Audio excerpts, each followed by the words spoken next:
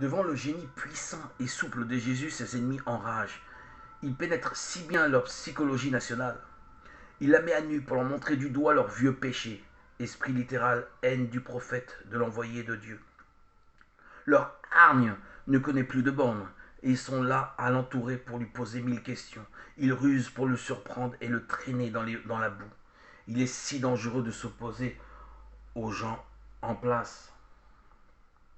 Lorsqu'il fut sorti de là, les scribes et les pharisiens commencèrent à être terriblement mécontents et à le faire parler sur divers sujets, lui tendant des embûches pour surprendre quelques paroles de sa bouche. Luc 11, vers 53-54.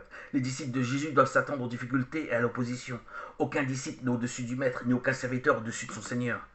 C'est assez que son disciple soit comme son maître et le serviteur comme son Seigneur. S'ils sont appelés le maître de maison de Belzébul, combien plus ceux de sa maison. Matthieu 10, verset 24-25. Jésus nous rend courage dans la lutte pour le royaume. Les ennemis ne manquent pas, mais nous sommes, nous, ses amis. Et il ne trahit jamais ses amis. Sachons-le. Or, je vous le dis, à vous, mes amis, ne craignez pas ceux qui tuent le corps et après cela ne sauraient rien faire de plus. Luc 12, verset 4. Nous n'avons donc rien à craindre des hommes puissants comme ces pharisiens eux-mêmes. Le seul que nous devons craindre, c'est Dieu. Et quand on prête attention à l'infinie délicatesse de sa providence paternelle, on est tranquille, on se rit des menées, des dires de gens tels que pharisiens et docteurs de la loi. Est-ce que 5 passereaux ne se vendent pas pour 2 as, et aucun d'entre eux n'est en oubli devant Dieu?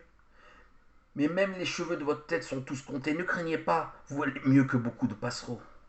Luc 12, versets 4 à 7. Et il poursuit, je vous le dis, quiconque me confessera devant les hommes, le Fils de l'homme le confessera aussi devant les anges de Dieu. Luc 12, verset 8. Au milieu même des persécutions, des épreuves, ne perdons donc pas espoir. Bien au contraire, car c'est à ces moments-là qu'il est tout près de nous. Et lorsqu'on vous amènera aux synagogues ou devant les magistrats et les autorités, ne cherchez pas avec inquiétude comment vous défendre ni ce qu'il faudra dire, car le Saint-Esprit vous enseignera à l'heure même ce qu'il faut dire. Luc 12, versets 11 à 12.